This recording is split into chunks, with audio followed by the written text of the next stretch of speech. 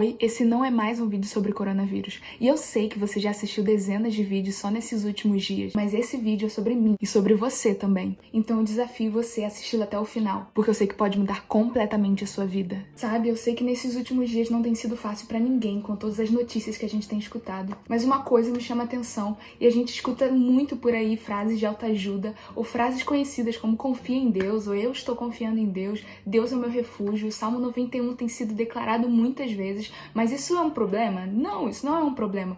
A gente já sabe em teoria. O problema é colocar essas coisas realmente em prática. Por isso eu queria começar esse papo aqui pelo óbvio, Salmo 91. E esse salmo é realmente incrível. E o salmista vai dizer que nenhuma peste, nenhuma mortandade, nenhum terror pode nos assustar, porque Deus nos cobrirá com as suas penas e nós estaremos seguros nele. É realmente um salmo incrível. E diante das atuais condições, uma promessa de que praga nenhum chegará à nossa tenda é realmente algo a se considerar. Então sim, nós devemos nos agarrar a essas promessas, mas nós não podemos querer os frutos sem plantar da forma necessária. O que eu estou dizendo? De que não adianta a gente querer desfrutar do que o salmista está dizendo aqui se a gente não fizer o que o salmista fez. Ele começa dizendo: aquele que habita no esconderijo do Altíssimo diz ao Senhor meu refúgio, e depois das promessas ele vai dizer: pois disseste, o Senhor é o meu refúgio, e fizeste dele a sua habitação. Então sim, ele tem um discurso, Deus é o meu refúgio, mas ele também tem uma ação, ele fez de Deus a sua habitação. Então o que isso significa? Que nenhum mal chegará à sua tenda, porque Deus é a sua tenda. Então aquele que declara que Jesus é o seu refúgio é aquele que nele habita. E o que eu estou querendo dizer é que existe uma diferença entre fazer Deus o seu refúgio e fazer dele a sua habitação,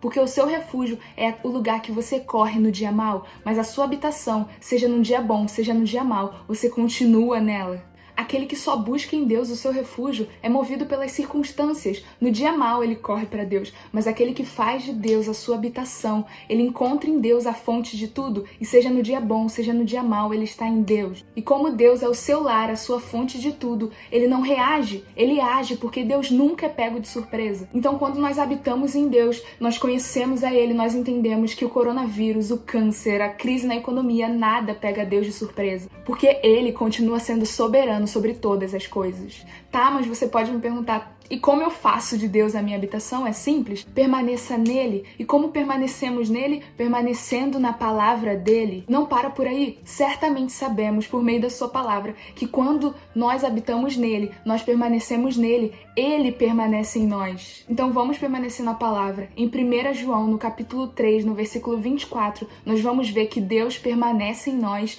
por meio do seu Espírito Santo. E sabemos também por meio da palavra que o Espírito Santo jamais nos deixa. Só diante dessa verdade de que o Espírito Santo está sempre conosco, existem muitas coisas que a gente poderia meditar e martelar, mas eu queria aqui encorajar você em uma verdade: você não está sozinho. Jesus disse que o Espírito Santo estaria sempre conosco. E quando Jesus disse isso, o sempre dele queria dizer realmente sempre. O sempre de Deus é sempre. Não escute as vozes da sua alma, escute a palavra de Deus. Se o Espírito Santo habita em você, habita em nós, nós sabemos por meio da sua palavra também que onde o Espírito de Deus está, ali existe liberdade. Ou seja, não existe prisão do medo, não existe prisão nenhuma, existe liberdade. E sabemos também que se o Espírito Santo está em nós, ele começa a gerar em nós amor, alegria, paz e diversas outras coisas. Mas eu acredito nesse momento que se a gente já permanecer nessas três coisas, nós já viveremos realmente coisas mais profundas em Deus. Alegria, porque mesmo diante das aflições, nós sabemos que o nosso Senhor venceu o mundo e nossa esperança está na vida eterna.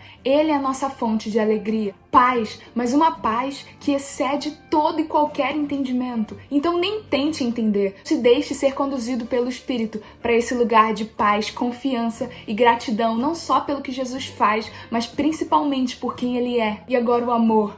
Ao perfeito amor de Deus, o amor que foi capaz de entregar o seu único filho para que eu e você tivéssemos vida eterna. O amor que não só nos salvou, mas nos deu também o direito de sermos chamados seus filhos. E nós sabemos que se permanecermos nesse amor, esse perfeito amor lança fora todo e qualquer medo. Não metade do medo, não 70% do medo, todo o medo e nós precisamos acreditar e andar sobre essa palavra. E sim, eu sei que não é uma coisa fácil. Eu sei que o futuro muitas vezes parece incerto, mas Jesus nunca disse que seria fácil. Mas uma coisa ele prometeu, que nós jamais estaríamos sozinhos. Em Josué, no capítulo 1, no versículo 9, em todas essas outras passagens aqui, Deus ele diz para alguém não ter medo, porque ele estava com essa pessoa. Ou seja, a certeza e a consciência da presença de Deus nos faz corajosos. Então, quando damos ouvido ao medo, nós estamos vivendo como se Deus não estivesse conosco e nós já vimos que Ele está eternamente conosco. Então, existe em nós a justificativa de não andarmos com medo.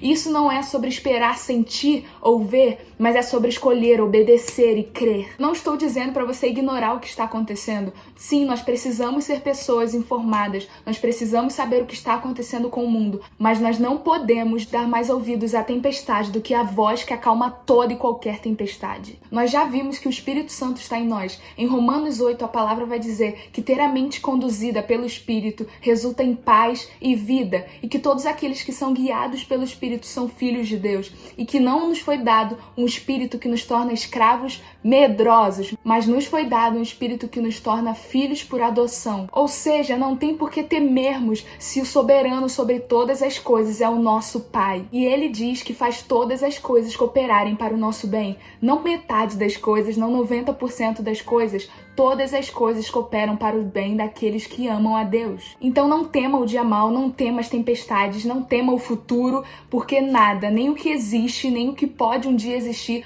pode te separar do amor de Deus. E Deus não só nos dá a confiança de que Ele está conosco, mesmo diante das aflições e tempestades do mundo, mas Ele também nos dá uma esperança gloriosa de vida eterna, a ponto da Bíblia dizer que as aflições desse mundo não podem ser comparadas com a glória que vai ser revelada para os filhos de Deus. E que glória é essa? A vida eterna. Nossa esperança não está só nessa vida, porque se for, nós somos os mais dignos de compaixão. Então nós não tememos aqueles ou aquilo que podem tocar somente essa carne, esse corpo humano, porque os nossos olhos estão fixos na vida eterna, que é a eternidade com Cristo, mas também é conhecer a Cristo. Então, nesse tempo que você tem em casa, busque conhecer a Deus, porque conhecendo a Deus, você verá que o coronavírus ou qualquer outra situação não pegou Deus de surpresa, que Ele continua sendo soberano sobre todas as coisas e que, principalmente, Ele é o seu Pai. Ainda que pareça loucura para o mundo, confie em Deus. Eu não estou aqui querendo te prometer de que tudo vai melhorar. Eu espero isso, eu oro por isso, eu tenho fé, mas eu não posso te prometer. Mas uma coisa eu posso te afirmar: aqueles que habitam no Senhor, que fazem do Senhor a sua habitação, declaram aquilo que Paulo afirmou em Filipenses 4, no versículo 11 ao 13. Paulo diz que ele aprendeu a viver na fartura e na fome,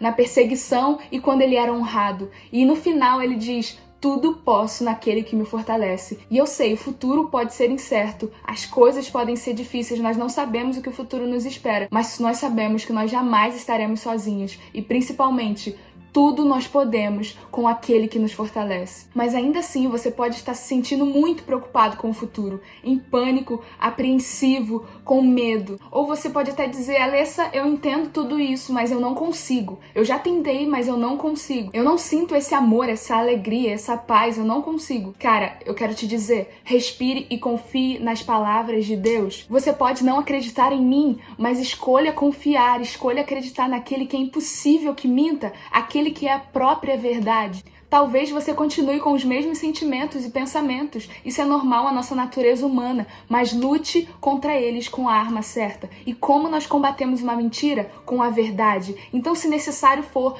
pregue para si mesmo. Comece a declarar as palavras de Deus para si mesmo. Construa a sua vida na rocha eterna. Você não é o que você sente. Você não é o que você pensa. Você não é o que você vê. Você é o que você crê. Você não se move pelos seus sentimentos ou pensamentos. Você se move pelo Espírito de Deus. Então viva por meio da opinião de Deus das coisas. E lembre-se de uma coisa muito poderosa: a perda, o coronavírus, a doença, a crise, a morte, o diabo, nada é maior do que o seu, o meu, o nosso Deus. Verdadeiramente, o que está em nós é maior do que o que está no mundo. Tudo tem um nome, mas só Jesus Cristo tem um nome que está acima de todo nome. Eu não oro simplesmente para que a paz esteja com você, ou que o amor de Deus te acompanhe, ou que a alegria de Deus esteja com você ou que você seja corajoso, mas eu oro para que você compreenda e entenda que Deus habita em você. E se Deus habita em você, não há espaço para o medo, não há espaço para desconfianças,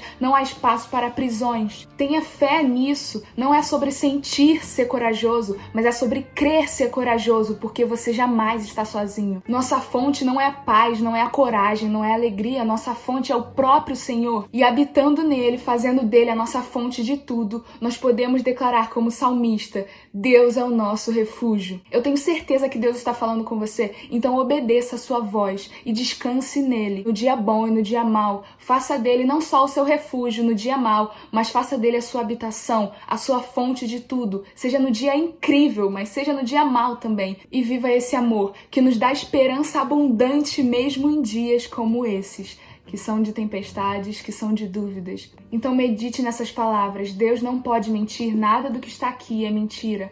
Deus abençoe vocês. Até a próxima.